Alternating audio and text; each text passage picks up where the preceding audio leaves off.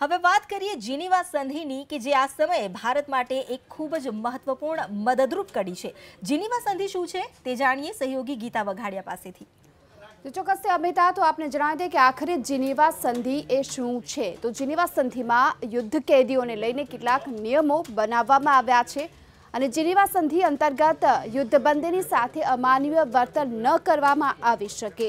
આ સાથે યુદ્ધબંધીઓને ડરાવવા અને ધમકાવવાની સાથે અપમાનિત પણ ન કરી શકાય। આ પ્રકારની સંધિમાં ઉલ્લેખ છે। પાકિસ્તાનને જીનીવા સંધિની ખુલ્લેઆમ અવગણના કરી છે, કારણ કે આપણો જે પ્રમાણે વિંગ કમાન્ડર છે તેમને હાલ તેમના કબજામાં છે। એવામાં આપને એ પણ જણાવી દઈએ કે પાકિસ્તાનમાં ભારતના વિંગ કમાન્ડર સાથે મારપીટ પણ કરવામાં આવી છે, જેને લઈ આ જીનીવા સંધિ કે જેનો હાલ તોડવાનો પ્રયત્ન કરવામાં આવી રહ્યો છે। વિંગ કમાન્ડરના હાથ બાંધવાનો વિડીયો પણ સામે આવ્યો। કારગિલ લડાઈ દરમિયાન ભારતના પાયલટને પાકિસ્તાને બંધક બનાવ્યો હતો। વાજપેયી સરકારે પાકિસ્તાન પર આંતરરાષ્ટ્રીય દબાણ વધાર્યું હતું। આંતરરાષ્ટ્રીય દબાણ વધારવામાં આવ્યું હતું અને પાકિસ્તાને ઝૂકવું પડ્યું અને આ સાથે પાયલટ ભારત પાછા ફર્યા હતા।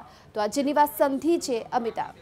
જી બિલકુલ, એટલે જીનીવા સંધિ જે આ સમયે આપણા વિંગ કમાન્ડરને છોડાવવા માટે પણ એટલી જ મદદરૂપ સાબિત થઈ શકે છે જેટલી કારગિલ યુદ્ધ વખતે ભારતીય વાયુસેનાના પાયલટને છોડાવવા માટે બની હતી।